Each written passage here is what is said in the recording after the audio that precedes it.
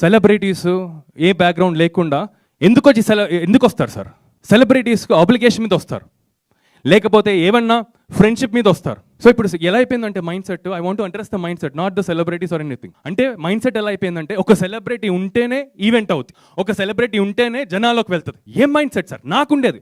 నేను వేరే వాళ్ళ గురించి కాదు నేను చెప్పేది, ఎవరికి చెప్పొద్దు, సెలబ్రిటీస్ అందరూ ఉండేవాళ్ళు స్టేజ్ అంతా. కానీ నా రియలైజేషన్ ఏంటంటే సెలబ్రిటీస్ ఓన్లీ సపోర్ట్ చేస్తారు, సినిమాని ఏం జనాల వరకు తీసుకెళ్లరు. సో నా ఫెలో ఫిల్మ్ మేకర్స్కి, to my brothers and sisters, what I suggest is marketing మీద కూర్చోండి. How to market your film, దాని మీద ఉండండి. నిజంగా సార్, ఒక సెలబ్రిటీని తేవాలంటే ఎంత ఒక సినిమా చేసేయచ్చు. రారు సార్ సెలబ్రిటీస్, రారు. పిలిస్తే ఏం రారు, వాళ్ళకి ఇష్టమైతేనే వస్తారు సినిమాకి. సెలబ్రిటీస్ ఎందుకు తెలియదు, సెలబ్రిటీస్ ఎందుకు తెలియదు అని అడుగుతూనే ఉన్నారు. ట్రై చేస్తున్నాం సార్. మీకు ఎందుకు నేను లేట్ అయింది, పొద్దున్నుంచి నేను మెసేజ్లు చేస్తూనే ఉన్నాను. ఈవెంట్ అయిన తర్వాత మళ్ళీ చేస్తాను. అందరితో, నేను పనిచేసిన వాళ్ళు అందరితో, ప్రతి ఒక్కరితో చేస్తాను. సార్ వచ్చి నాకు సపోర్ట్ చేయండి, ఈ సినిమాని చేయండి. హానెస్ట్గా చేశాను. ప్రాబ్లం నాకు అప్పుడప్పుడు అనిపిస్తుంది సార్, ప్రాబ్లం నేను హానెస్ట్గా చేయటం అనేది తప్పేమో అని. చేసుకుంటా వెళ్ళిపోవాల్సిందేమో, ఎవరికి చెప్పొద్దు. తర్వాత టక టక టక టక క్లీషా ఫిలిమ్స్, మీడియోకర్ సినిమాలు, డైలాగ్స్తో డ్రివెన్ అయిన సినిమాలు చేసేయాల్సింది.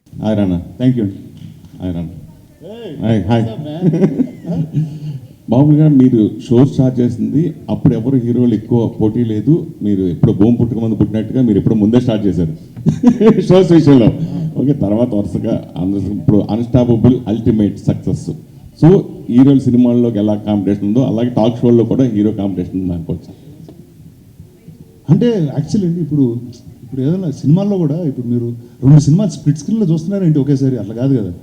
ఒక థియేటర్కి వెళ్తే ఒక సినిమా లైట్లు ఆపేసి ఆ సినిమా చూస్తాం, నచ్చితే ఓకే, తర్వాత ఇంకో సినిమా చూస్తాం.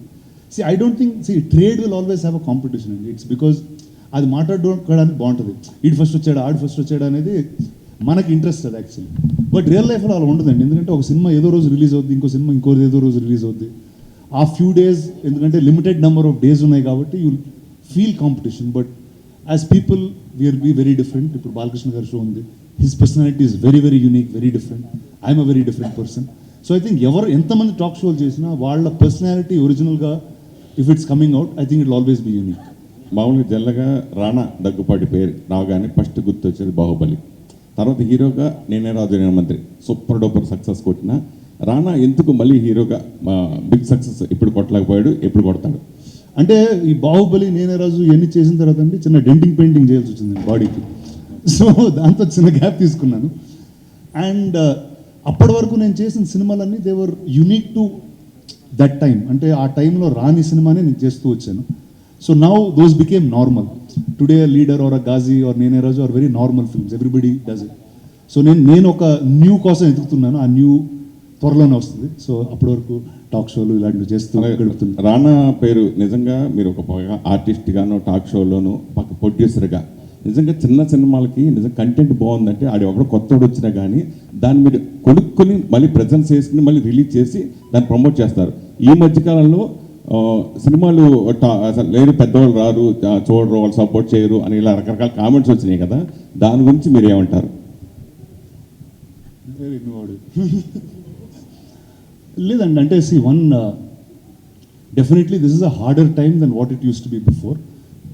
అంటే ఒక హై కాన్సెప్ట్ ఫిల్మ్ అనేది if it is not very commercial, not very edgy, అంటే suppose extreme horror, extreme violence, extreme sex ఇలాంటివి లేకపోతే there is no high for people to watch it.